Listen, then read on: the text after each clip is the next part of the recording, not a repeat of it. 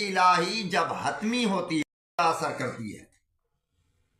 جب اللہ کی تقدیر حتمی ہوتی ہے اس میں دعا کا کیا اثر ہوتا ہے؟ معصوم نے بڑا پیارا جواب ارشاد فرمایا. معصوم فرماتے ہیں دعا خود ہی قضاء و قدر سے ہے. دعا خود ہی قضاء و قدر سے ہے. کئی مرتبہ آپ نے دیکھا ہوتا ہے انسان کے کئی ایسے کام ہوتے ہیں جو ناممکن ہوتے ہیں. مثلا میں اس کی ایک مثال دوں. دنیا کہہ رہی ہوتی ہے کہ یہ بندہ اب زندہ نہیں رہ سکتا، یہ بندہ دنیا سے چلا جائے گا، اس کی حالت یہ ہو گئی ہے. لیکن پھر اس کے لیے دعائیں اتنی کی جاتی ہیں کہ پوری دنیا حیران ہو جاتی ہے کہ یہ تو بچ نہیں سکتا تھا.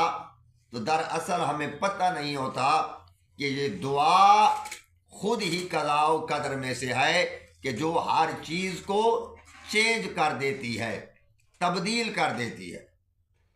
کئی مواقع ایسے ہوتے ہیں اور اسی لیے دعا کے بارے میں زیادہ فرامین معصومین ہے نا کہ دعا دعا دعا دعا ہر وقت مانگو، ہر وقت دعا مانگو. پھر خداوند کریم نے انسان کے لیے قرآن مجید میں ارشاد فرمایا.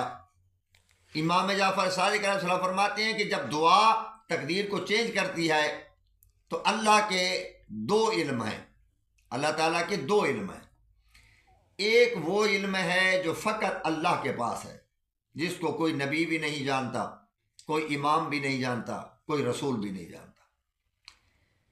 ایک وہ علم ہے جو اللہ نے اپنے انبیاء، اپنے رسول اور ائمہ کو عطا فرمایا. علم دو ہو گئے. اس لیے خدا قرآن میں ارشاد فرماتا ہے کہ یمحو اللہ ما یشاء، اللہ جسے چاہے مٹا دے، ویثبت، اور جسے چاہے ثابت رکھے. اب جسے مٹائے یا جسے ثابت رکھے، تو یہاں بسا اوقات انسان کے لیے کئی ایسی چیزیں لکھی پڑی ہوتی ہیں تو پھر انسان دعا مانگتا ہے تو وہ چیزیں ختم ہو جاتی ہیں. مثلا دعا کیا ہے؟ دعا انسان کے لیے ڈھال بن جاتی ہے ان ناگانی مصیبتوں کے جو انسان پر آنی تھی، وہ دعا ڈھال بن جاتی ہے. تو اس کا مطلب یہ نکلا کہ دعا خود ہی قضاء و قدر سے ایک ہے کہ جو انسان پر لکھی جاتی ہیں ان کو بھی دعا چینج کر دیتی ہے. اللہ قرآن مجید کی سورہ رعد میں ارشاد فرماتا ہے کہ یمحو اللہ ما یشاء ویثبت وعندہ ام الکتاب، اور اللہ کے پاس ہی تمام چیزوں کا علم ہے. یہ ہو گئے ہمارے دو جملے مولا امیر المومنین کے مناجات شعبانیہ. آخری جملہ جو آج کی ہماری اس ٹاپک کا ہے وہ ہے کہ مولا فرماتے ہیں وَبِيَدِكَ لَا بِيَدِ غَيْرِكَ زِيَادَتِي وَنَقْصِي وَنَفْعِي وَضُرِّي. حضرت امیر فرماتے ہیں کہ اے اللہ تیرے ہاتھ میں ہے، لا بِيَدِ غَيْرِكَ، تیرے غیر کے ہاتھ میں نہیں ہے. کیا چیز نہیں ہے؟ معصوم فرماتے ہیں زیادتی و نقصی و نفعی و ضروری، کہ میرے لیے کسی چیز کا اضافہ کرنا وہ بھی تیرے ہاتھ میں ہے، کسی چیز کو کم کرنا وہ بھی تیرے ہاتھ میں ہے، مجھے نفع دینا وہ بھی تیرے ہاتھ میں ہے، مجھے نقصان پہنچنا وہ بھی تیرے ہاتھ میں ہے. یعنی تیرے سوا کسی کے ہاتھ میں نہیں ہے کمی و بیشی اور نفع اور نقصان، یہ فقط تیرے ہاتھ میں ہے.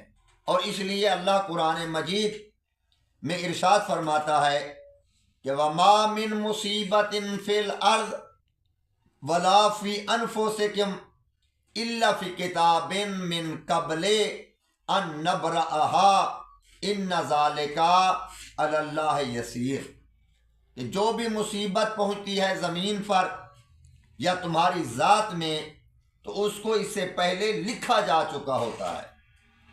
انسان کے لیے مصیبتیں جو آنی ہوتی ہیں وہ پہلے لکھی جا چکی ہوتی ہیں، اور کتنی ناگہانی مصیبتیں ہوتی ہیں کہ جو انسان سے ٹل جاتی ہیں دعا کے ذریعے، کیونکہ معصوم کا فرمان ہے الدعاء یرد القضاء، دعا ایک ایسی چیز ہوتی ہے کہ جو قضا کو بھی ٹال جاتی ہے۔ تو حضرت امیر المومنین فرماتے ہیں بے یدک لا بے ید غیرک، اے اللہ یہ سب کچھ تیرے ہاتھ میں ہے، تیرے علاوہ کسی کے ہاتھ میں نہیں ہے۔ پھر سورہ تغابن کی آیت نمبر 11 میں اللہ ارشاد فرماتا ہے ما اصاب من مصیبت الا باذن اللہ، کوئی مصیبت نہیں پہنچتی مگر اللہ کے اذن کے ساتھ۔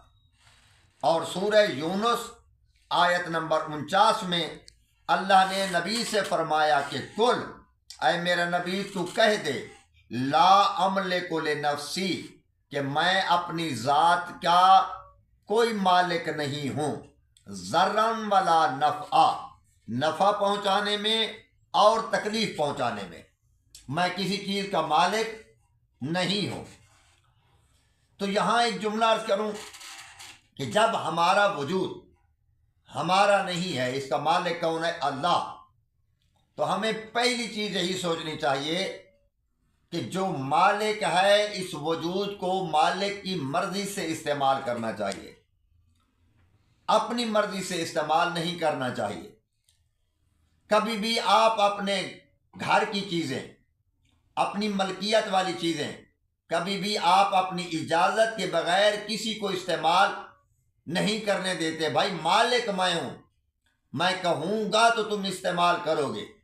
جب تمہاری دنیا کی عام چیزوں کی ملکیت تمہارے پاس ہو اور تمہاری اجازت کے بغیر ان کو استعمال کوئی نہیں کر سکتا، تو تمہارا وجود کا مالک اللہ ہے، تو ہم بھی اپنے وجود کو اللہ کی مرضی کے بغیر استعمال نہیں کر سکتے۔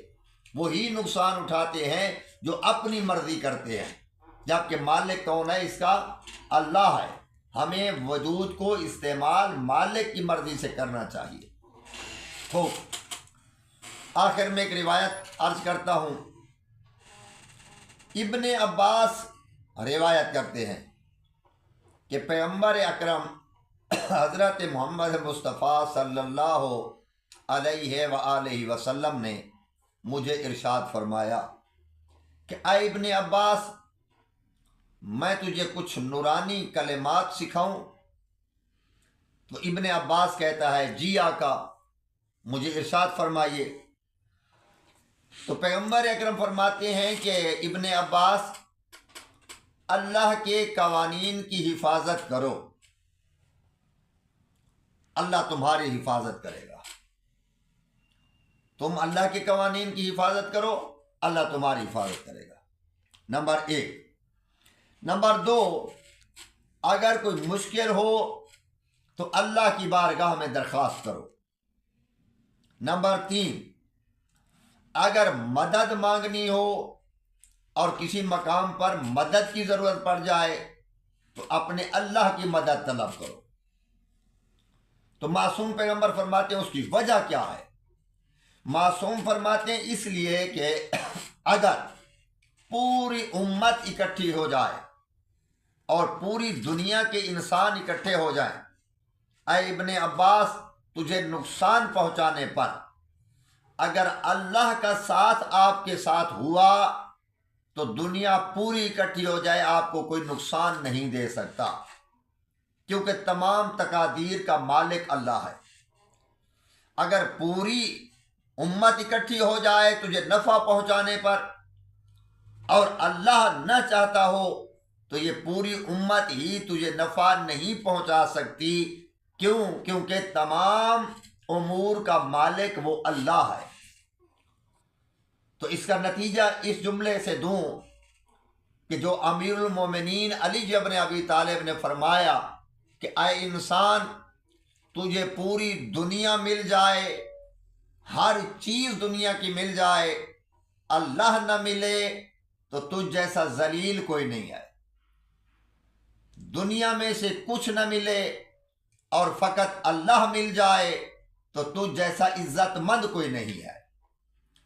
اللہ کو پانا، یہ مولا امیر کا جملہ، اور سید الشہداء کا جملہ کہ مولا امام حسین علیہ الصلوۃ والسلام فرماتے ہیں اے اللہ جس نے تجھے پا لیا اس نے کھویا کچھ بھی نہیں، جس نے تجھے کھو دیا اس نے پایا کچھ بھی نہیں۔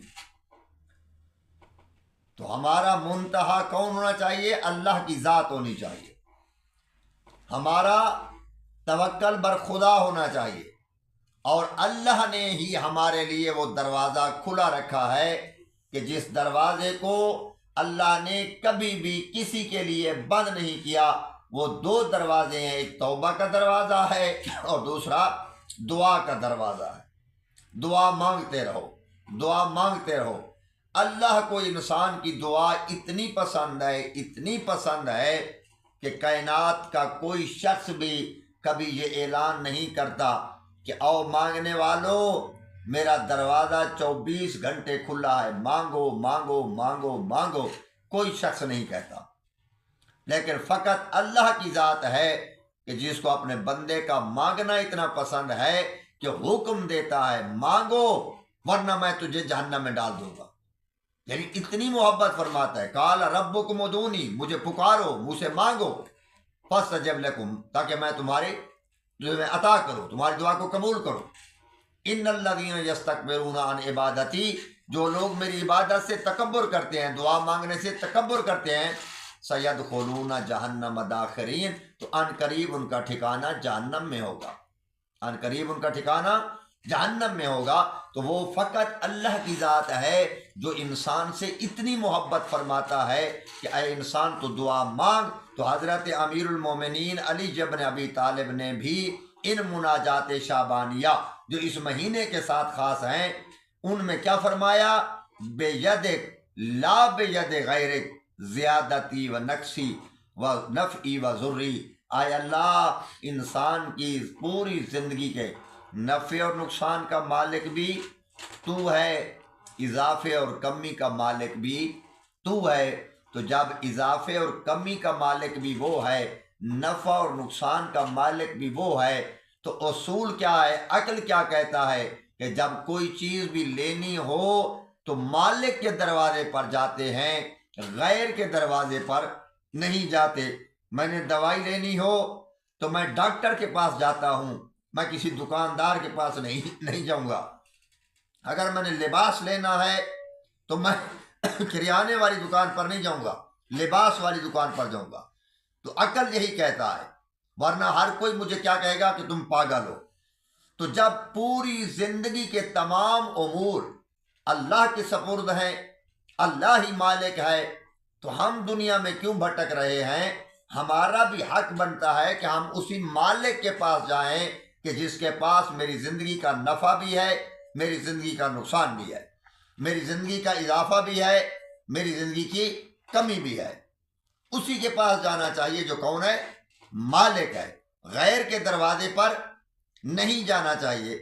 ہم غیر کے دروازے پہ جاتے ہیں جو نہ ہمیں نفع دے سکتے ہیں نہ نقصان دے سکتے ہیں، نہ ہماری زندگی کو کمی اور نہ بیشی کر سکتے ہیں، کچھ بھی نہیں کر سکتے۔ تو ہمارا حق بنتا ہے کہ ان عظیم مہینوں میں، شعبان کا مہینہ ہے، عظیم مہینہ ہے، ماہ مبارک کا مہینہ آ رہا ہے، تو وہ بھی بڑا عظیم مہینہ ہے، ہم اپنے دن اور رات کے اوقات کو ایسے مصروفیات میں ضائع کر رہے ہیں، جبکہ شاعر نے کوئی خوب شعر کہا تھا کہ تک تک کے ساعت می گفت، اے غافل انسان ہوشیار باش۔ یہ گھڑی کی سیکنڈوں والی سوئی کہتی ہے کہ اے غافل تو سویا ہوا ہے، ہوشیار ہو جا، میں چل رہی ہوں اور میں نے واپس نہیں آنا۔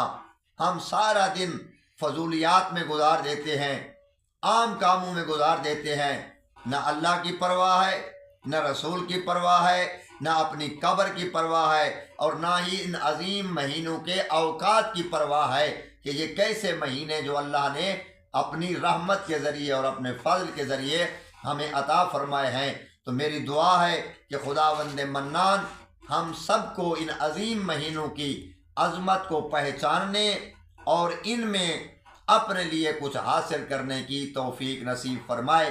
تو یہ تھا ہمارا مناجات شعبانیہ